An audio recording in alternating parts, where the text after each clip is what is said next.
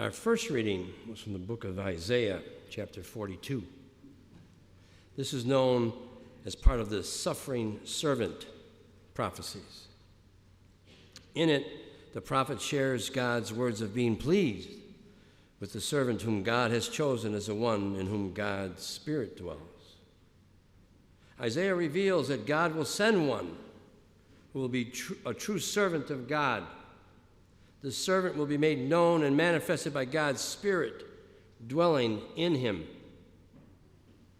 Today's section of Isaiah proclaims that this servant will be marked by his humble way of acting.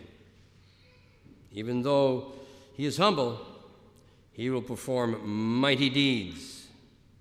The servant will be manifested as a light to the people and will bring freedom and healing to those in need. Isaiah chapter 42 is meant as an encouragement for people who feel oppressed and lack hope. God speaks to them and reassures them that their period of oppression is now over.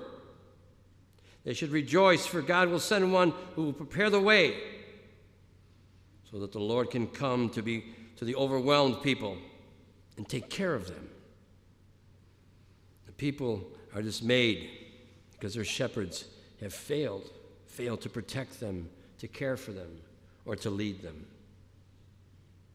In our second reading, from the Acts of the Apostles, the author recounts how St. Peter proclaimed the truth of Jesus' ministry. He starts with Jesus' baptism by John the Baptist in the River Jordan. He then discusses his healing and ministry to the people and his ultimate peace, his shalom, brought through Jesus' life, his death, and then his resurrection.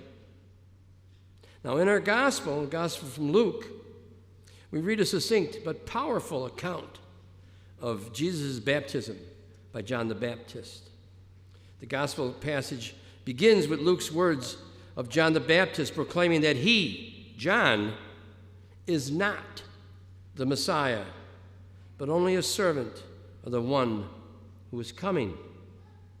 Jesus comes to John and is baptized by John. Jesus often makes choices that illuminate his path to his followers. His decision to be baptized points to the beauty and the necessity of our own baptism. The fact that the man baptized in him claimed to be unworthy reminds us that none of us, whether priest or laity, is worthy. Our faith is in God, not in his imperfect messengers. The epiphany of Jesus as a servant of God is then revealed as the Holy Spirit appears as a dove, and God the Father speaks those words, "You are my beloved Son. With you I am well pleased." Jesus' baptism is not so much for his sake. God the Father is acknowledging to the people that Jesus is his Son, who will bring the message of salvation to his people. In contrast, our baptism is the beginning of our life as adopted children of God. We, as baptized believers, are also commissioned. We are sent out to continue the mission of Jesus. We are called to proclaim the good news.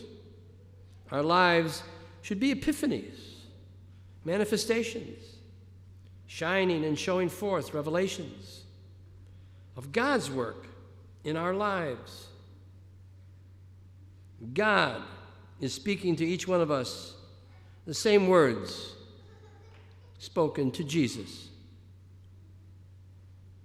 "You are my beloved child.